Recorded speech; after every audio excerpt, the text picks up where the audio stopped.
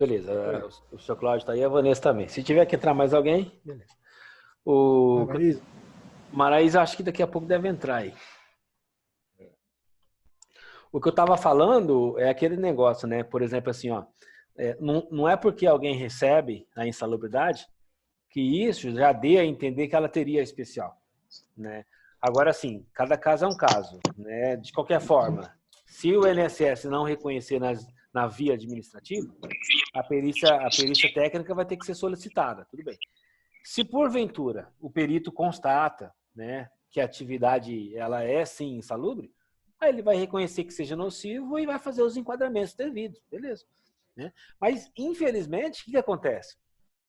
Eu tenho muita gente assim. Tem empresa que paga insalubridade como um complemento do salário. Né? Eu tenho gente que eu questiono, escuta, ó, você fornece, você treina, eu tô aqui prestando serviço, estou te ajudando, você está repondo, a gente está garantindo, tal. Mas por que tá pagando? Não, sabe? Então eu não quero dor de cabeça. Se eu cortar isso, e depois ele vai, né, tal. É um complemento que ajuda ele. Tá bom, beleza. Né? Mas isso também não quer dizer que ele vai ser reconhecido como especial. O inverso o inverso também é verdadeiro. O inverso também. Né? De repente a pessoa trabalha numa atividade que seja insalubre, a Maraí está entrando aqui agora. De repente a pessoa trabalha numa atividade que seja insalubre, a empresa não paga, tal, né? E aí o que acontece? Na esfera administrativa, o INSS pode não reconhecer, mas na judiciária o perito pode reconhecer como especial. Né? Então, assim, não tem uma regra, né? Infelizmente não tem uma regra. Muita coisa pode acontecer. Né? Algumas questões que eu gostaria que o pessoal fizesse é saber diferenciar. Né? Vamos falar de documentos. A gente já falou. Né? E eu não sei se vocês perceberam. Né? A gente está fazendo algumas saladas dos mesmos assuntos, mas procurando saber diferenciar, né, a abrangência de cada uma. Né? Se a gente pegar as nossas competências, né, elas são formadas pelas misturas de pepinos, abobrinhas, tomates, ou seja, é uma salada de um monte de coisa. A gente tem que ir se aprofundando, né? Quais são as características fisiológicas de um pepino? Né? Lógico, estou dando um exemplo assim, irrisório, né? Estou brincando, tal. É que a Eu gente... prefiro salada de tomate com cebola. Ah, é? É de bom tamanho. Então. É. Mas aí depois, se tiver que falar só da cebola, ela vai ser a parte, não é? Se tiver que falar do tomate, então, é onde entra a nossa área. Nossa área é assim, eu vou falar de insalubridade, eu vou focar só na NR15. Né? Eu vou falar de periculosidade, eu vou focar só na 16. Só que assim, a hora que eu estudo de especial, tanto agentes insalubres podem enquadrar como uma aposentadoria especial, como alguns agentes periculosos. Periculosidade, para alguns casos, também é devido. Né? E aí, para minha grata surpresa, até diferente do que alguns entenderam, né? Até diferente do que aí aconteceu e tal, a aposentadoria especial, devido à exposição a agentes periculosos, né, ela ficou até mais facilitada. Ela ficou até mais facilitada. Né? Então, existe aqui algumas emendas constitucionais sendo tramitada pelo Congresso, lá pelo Senado e tal, que facilita, inclusive, os enquadramentos. Tipo, para vigia, independente que seja com mão armada ou não, né, para vigia. Já se tem um entendimento em relação à exposição, né, a quem trabalha em áreas perigosas por inflamáveis. Já se tem um entendimento para quem já trabalha com eletricidade. Isso já se tem lá de trás. Né? Tudo bem que tem algumas coisas novas surgindo, mas na esfera judiciária, né, o pessoal tem conseguido, os juízes têm reconhecido, inclusive os tribunais também. É que, infelizmente, na esfera administrativa, não. Né? Então, na esfera administrativa, pela exposição a esses agentes periculosos, que eram decorrentes a atividades profissionais, é até 95. De 95 para cá, não. Né? Mas é aquele negócio, tem que comprovar na justiça. Né? Então, assim, eu tenho que entender documentos, PPRA, qual que é a abrangência dele. Ainda existe o PPRA, a partir de março do ano que vem não vai ter mais. Né? Eu tenho que entender que, na sequência do PPRA, é isso aqui que eu tinha pensado em colocar e comentar com vocês. Quer ver? Ó? Aqui, ó. Olha o slide que eu pensei em colocar aqui. Ó. Né? PPRA, LIP, o que é o LIP? É o laudo de insalubridade e periculosidade. né? Alguns chamam de LIP, né? Laudo de insalubridade e periculosidade, e também o LTCAT, que é o laudo técnico das condições ambientais de trabalho. Então, esses 3 documentos, eles precisam se conversar e se conversar muito bem. Ué, mas em que sentido? Mãe, se você pega o contexto do teu programa, que é o PPRA, né, você sabe que nele vai entrar riscos físicos e biológicos. E são os mesmos que depois no laudo de insalubridade você vai caracterizar ou não como insalubre. E são os mesmos que depois você vai concluir como direito especial ou não. Vocês não concordam que é a mesma linguagem? É a mesma fala, é a mesma coisa. O que entra de diferente aí nesse momento agora é que, por exemplo, laudo de periculosidade. Né? Eu, por exemplo, hoje, né? Vamos imaginar que eu vou fazer todos esses 3 documentos, PPRA, o LIP e o LTCAT e tal. A hora que eu me deparo com agentes periculosos, inflamáveis, explosivos, eletricidade, radiação, né, o vigia e o motociclista, tal, né? São aquelas 6 situações que hoje são previstas na NR16. A hora que eu vou montar esse laudo de periculosidade, esses agentes já não estão integrados mais com o PPRA. Salvo, por exemplo, uma radiação que também é atrelado no risco físico. Salvo o risco de inflamáveis quando se aborda na questão de exposição a químico. Porque pega o frentista, por exemplo. O frentista tem exposição a líquidos inflamáveis e devido a esses inflamáveis serem compostos por químicos que muitas vezes, inclusive, são cancerígenos, né? A gente tem a exposição, a gente tem a abordagem do PPRA devido a analisar esses químicos, como que eles interagem no processo produtivo. Então, mas se nós pegarmos, explosivo, vamos pegar explosivo, eletricidade, vigia, né, que seja mão armada ou não, tal, mas que se expõe lá a riscos de ofensa, integridade e tudo mais. E o mototaxista, o motoboy lá, o mototaxista lá e tudo mais tal, né, essas 4 situações não tem abordagem no PPRA. Por conta de que não tem esses riscos físicos e biológicos. Mas olha que legal, são situações que algumas legislações previdenciárias, elas enquadram como especial. Você vai ter que concluir no teu LTCAT. Deixa eu só fazer aqui um complicador aqui. Vamos pegar esse vigia, armado ou não, tá? E vamos colocá-lo dentro de um estacionamento confinado. Sim. Tá certo? Onde Sim. Toda hora alguém liga o motor, Sim. Onde toda hora entra e sai um carro. Sim. Como é que fica a situação desse coitado desse vigia? Aí é diferente. Aí a exposição, olha que legal, né? Você tocou num ponto bem interessante. É aquilo que eu acho que eu já venho falando há muito tempo. Acho que na aula de anteontem, acho que eu comentei algumas coisas desse tipo. Né? Foi ontem. Ontem a gente estava falando do caso do soldador. O soldador é aquele primeiro caso do exercício do calor, lembra? Soldador? Lembro. O que eu falei? Eu falei assim, que a exposição ao calor, nesse caso do soldador, se dá devido à função dele. Né? Então, o que acontece ali? Nós estamos avaliando a atividade da solda. Existem outras fontes de calor que não são provenientes. Se eu não me engano, é o 5º exercício. Se eu não me engano, é o 5º exercício onde fala do cozedor de açúcar. Né? A gente está avaliando um calor que não é decorrente de uma atividade, e sim de um ambiente. Então, os agentes, né, eles podem se dar de forma a serem criados em decorrência de uma atividade, ou eles podem ser originários no processo produtivo do ambiente como um todo. Olha aí, a gente está falando de um vigia. Se a gente pega um vigia do SENAC, que fica lá numa área coberta, num ambiente aberto, que agente nocivo que ele tem ali? Nenhum. Mas vamos dificultar. Vamos imaginar agora. O SENAC vai mudar de lugar. Vai ter lá como fala? Estacionamento subterrâneo. Isso. Estacionamento subterrâneo. Um estacionamento subterrâneo, no mesmo local onde vai ser concentrado, né, os veículos, um entra e sai a toda hora, porque vai ter bastante vaga de carro. Ainda por ser um local fechado, a gente tem aí a concentração do monóxido, né, que é o funcionamento dos motores e tal. Então, o que eu entendo? A evaporação do combustível. Então, o que eu entendo? Que fica no ar. Também. Na revisão do PPRA do SENAC, né, até por precaução, para nós verificarmos a concentração desses agentes, Né? Por mais que a gente... Vamos até deduzir assim, não, vai dar baixo. Isso aqui. Tudo bem, mas nós só vamos evidenciar que vai dar baixo a partir do momento que eu medir. Então, vamos medir. Sim. Faz as medições, registra tudo bonitinho. Aí é diferente. Ah, vamos imaginar que eu tive que fazer Vamos imaginar que eu tive que fazer um PPP para o vigia do Senac.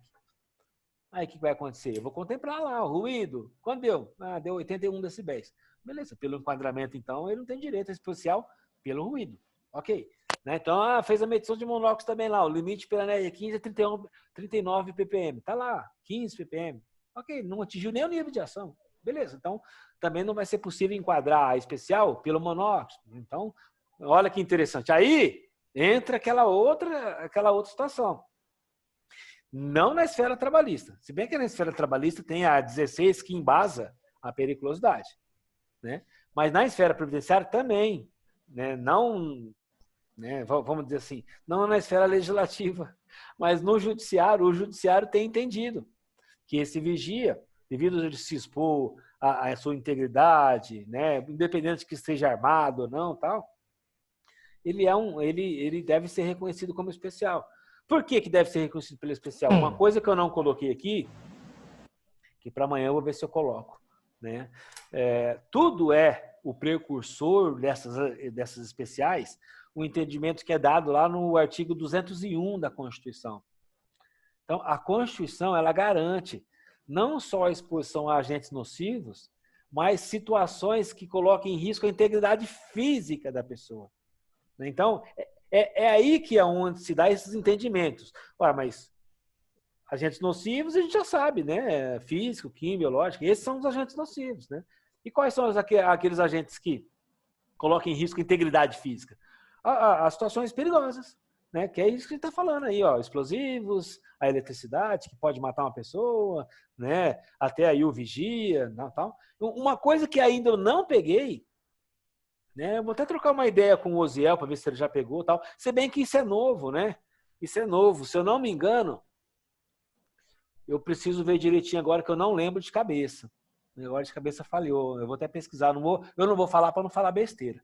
Mas eu vou confirmar para amanhã. A partir de quando que a NR16 foi atualizada, que entrou a previsão do mototaxista. Eu não lembro se foi 2014, 2015. Eu não lembro. Mas eu não peguei ainda nenhum caso de enquadramento de especial para mototaxista. Por exemplo, assim, vamos lá, se baseando de novo no artigo 201 da Constituição, né, que prevê não só a questão de exposição a nocivos, mas a integridade física, e sabendo que é reconhecida a periculosidade dele por estar previsto no campo, no texto do NR16, a grosso modo, assim, trocando em miúdos, né, é a mesma posição para quem se expõe à eletricidade, né, tal. É que isso é novo, né? Essa questão do mototaxista é nova. A eletricidade sempre existiu. Até 95 lá era um direito adquirido por atividade profissional. Né? Aí teve um decreto, não lembro qual que é o decreto, mas o próprio eletricitário, na época nem chamava eletricista, era eletricitário, né? Porque era de companhia elétrica e tal. Teve um decreto que só para ele, eletricista, vigorou como sendo um direito adquirido ainda por tipo de categoria até 97. É o único caso. É o único caso que teve mais 2 anos de gordura aí. Gordura que é o modo de dizer, né? Teve mais 2 anos até 97. Porque todas as outras profissões foram até 95. Aquela lei que eu mostrei para vocês, a 9032 lá. 9.032, né? Tá? Então, assim, são assuntos muito diversificados, né? E aí, o que a gente sabe de insalubridade? A gente sabe assim, é devido ao adicional. Ontem nós até brincamos, né? A Jaine estava aí, o Fernando e tal. Eu até estava perguntando, vocês lembram quais são os percentuais lá, né, de insalubridade e tal? Aí até o pessoal lembrou e tal. Né? Mas assim, o que eu sei hoje de agentes nocivos? Agentes nocivos que estão previstos na NR15. Eu sei que a insalubridade é devida, né, para alguns que ultrapassam o limite, sabendo que tem alguns que são avaliados quantitativamente, e a insalubridade ela é devida para alguns só pelo simples fato de estar presente no ambiente. Então, se nós pegarmos o anexo 6, né, então vamos focar só nesses 3 casos.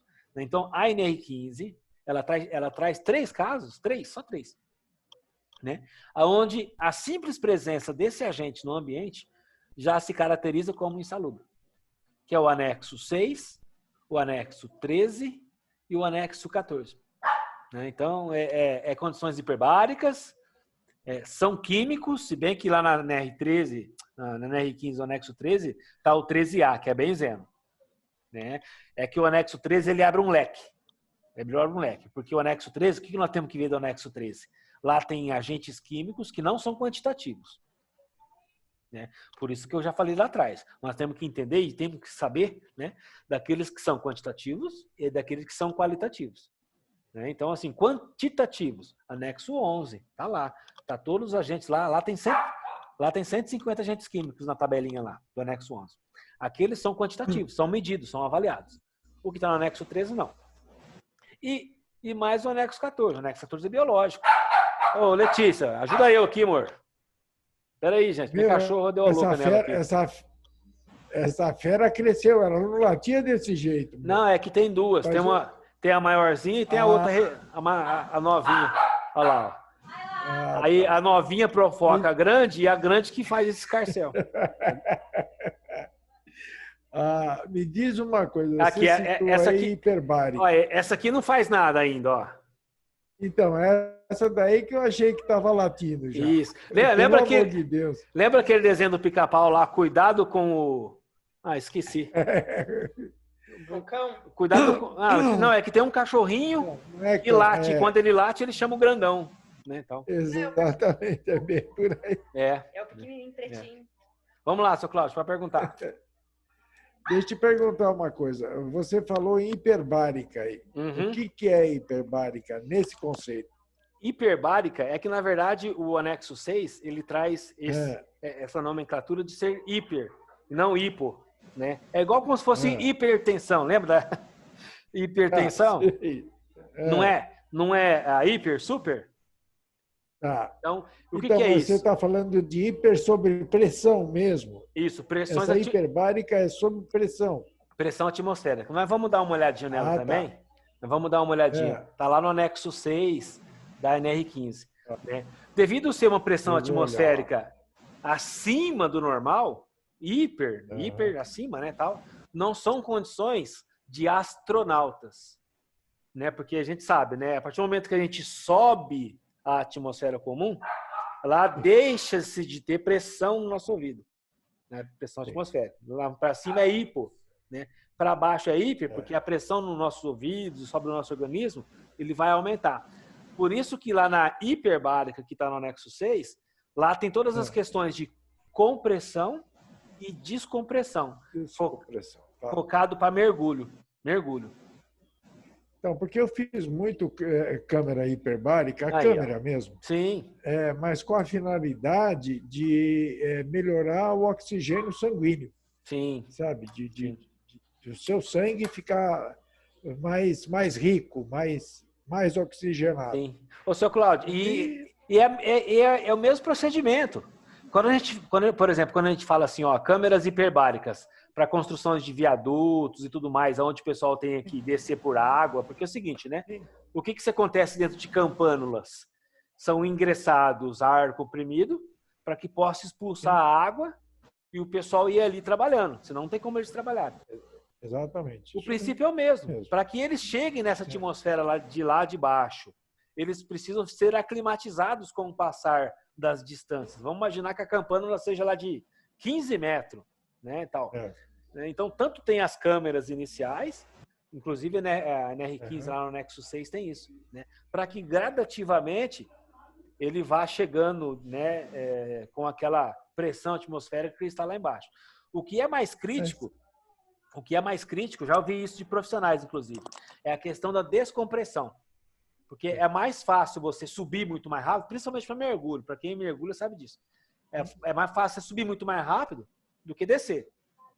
Né? Na verdade, para você descer, você precisa de lastro, sabe? Não dá para você descer. Eu vou pôr um aqualume, vou pular e vou descer 15 metros. Você não desce, velho. Sim, sim. Você precisa de lastro para descer os 15 metros. Sim. E para subir, você tem que subir no máximo na velocidade da bolha. Sim. Entende? Você solta o ar, a bolha vai subindo, você vai subindo na mesma velocidade. Porque se você for mais rápido, você se arrebenta todo, velho. Então, aí tem toda aquela... Você precisa de uma câmera hiperbárica para Isso. Aí tem todas aquelas questões de embolias gasosas e tudo mais. Tal, né? Mas é isso mesmo. Isso, desespero. Isso, então. Isso são condições hiperbáricas, né? Está lá no anexo 6 do NR15. Então, olha que interessante. De repente, se eu fizer um PPRA, né, de uma empresa aí, que seja de mergulho, que tenha essa especialidade, que atue num segmento de mergulho, limpeza de lagoa, alguma coisa assim e tal, eu vou focar nesse anexo. Né? Aí a questão é, então vamos imaginar assim, ó, devido a ser um agente que, pela simples presença no ambiente, a insalubridade lá é devida, e devido a ser uma situação que inclusive é prevista na legislação previdenciária, esse é um tipo daquele caso, onde, olha que interessante, há a insalubridade, há a exposição à legislação previdenciária que reconhece como especial. Aí fechou-se o cerco, aí está perfeito. Né? Até em outros cercos, deveriam ser fechados devido a eles falarem a mesma linguagem. Mas não sei o que o INSS arruma, na verdade não ele, né? A gente fala o INSS, mas isso está na mão de uma pessoa. Né? A gente fala do INSS e tal, mas não é um bicho de 7 cabeças que fica em Marte. Quando a gente fala de INSS, tem uma pessoa, que é o perito, que pega o documento na mão. É ele, é o entendimento dele. Né? Tudo bem que ele tem as suas premissas para serem seguidas, né? Mas é o entendimento dele. Mas, por exemplo, assim, ó, quantos casos que eu já peguei e pego todo dia, ainda quase aí, a pessoa trabalha no hospital, ela reconhece, tem lá a exposição a risco biológico e tudo mais, né, tal, e por conta disso ela recebe a insalubridade, ok? Perfeito. E que atende à legislação previdenciária, ok? E que na esfera administrativa deveria ser reconhecido. Né? Tanto se expõe a agente nocivo de forma permanente, habitual e tal, tanto é que ela recebe a insalubridade. Mas mesmo assim o INSS não concorda, indefere, e a pessoa tem que perder tempo na justiça, porque tem que provocar, senão não conhece, senão não reconhece. Né? E olha que interessante. Ou seja, né? Aqui é o momento de nós falarmos, pessoal, ó, a regra é essa, só que a regra às vezes não se aplica. É complicado, né? Porque, na verdade, é assim, eu sou mais ou menos, compartilho com o entendimento da justiça. O ruído existe. Filho, você pode atenuar do jeito que você quiser. Continua existindo o ruído. Tanto que você paga a insalubridade para ele, ué. Sim. Então, ele existe. Sim. O INSS não reconhece porque você atenuou, ou seja lá o que for. Mas você não acabou com o ruído, velho. Ele continua lá. Sim, sim. Então, eu acho que é por aí. Só que dá uma briga danada, é uma encheção de saco. E aí? Beleza, meu. Tranquilo. E esse pessoal nosso aí, o seu Cláudio, o que o senhor me fala? Deixa eu parar a gravação aqui. Eu vou.